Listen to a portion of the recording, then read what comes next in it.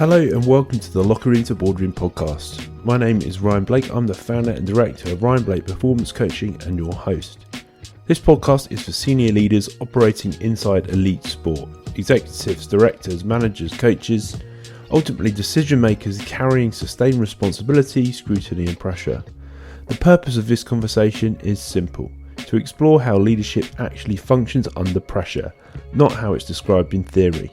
We focus on judgment, decision-making, authority and sustainability, the systems that protect performance when stakes are high, time is limited, and expectations don't.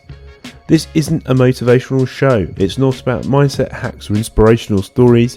It's about understanding what allows high performance to hold up over time, minimizing unnecessary stress, maximizing personal fulfillment, and building leadership systems that last.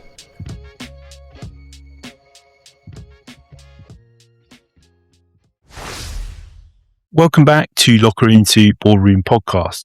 So today I wanted to talk through something that came up recently when working with a senior leader who was operating inside a very high pressure sporting environment. Without going into specifics, externally this person was performing really well.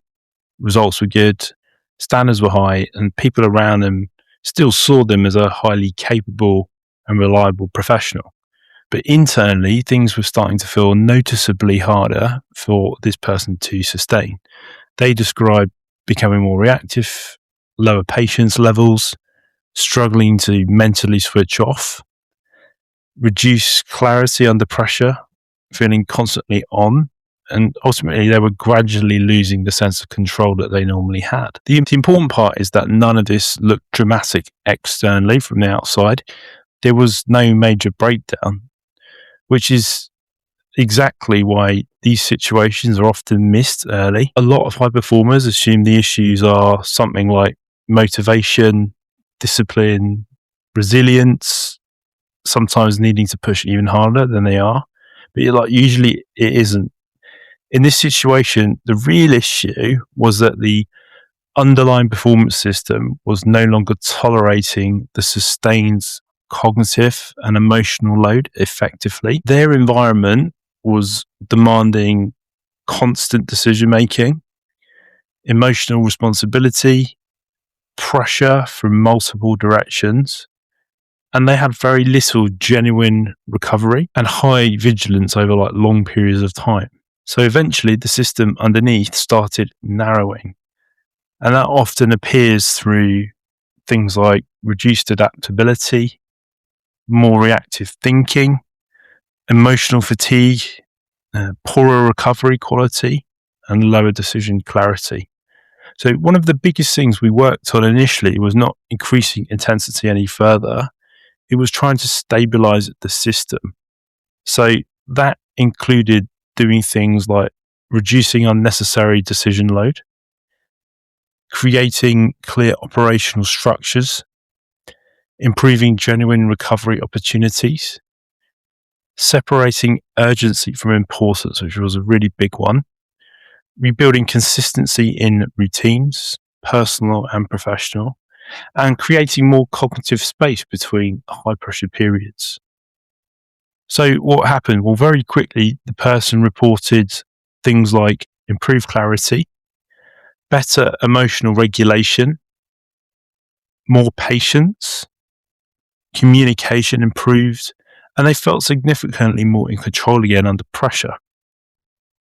So what is the biggest takeaway from all this? Well, it's that capability and stability are not always the same thing. Some of the most capable people are also the best compensators, which means performance can appear stable externally while hidden instability gradually accumulates underneath. If you or someone you know is operating in a high pressure environment and performance is starting to feel harder to sustain lately, that usually matters. The earlier instability gets identified, the easier it is to stabilize before it impacts leadership, decision making, performance, or in some cases health longer term. If this story has resonated with you in some way, then message me system. I'll send you the RBC performance profile, which is designed to help identify hidden pressure vulnerabilities and improve sustainable performance under pressure. Thanks for listening. Speak again soon.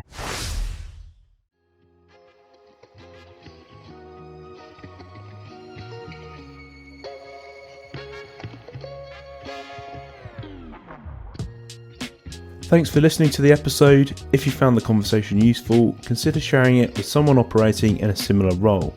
Leadership at this level is rarely experienced in isolation. For more on sustainable high performance under pressure, you can find additional resources at ryanblakeperformancecoaching.com, including the performance profile assessment, podcast episodes, and written insights focused on decision quality, energy, and leadership longevity. If this work is relevant to how you're operating, details on current courses, programs, and consultancy support are available there as well. Until next time, take care.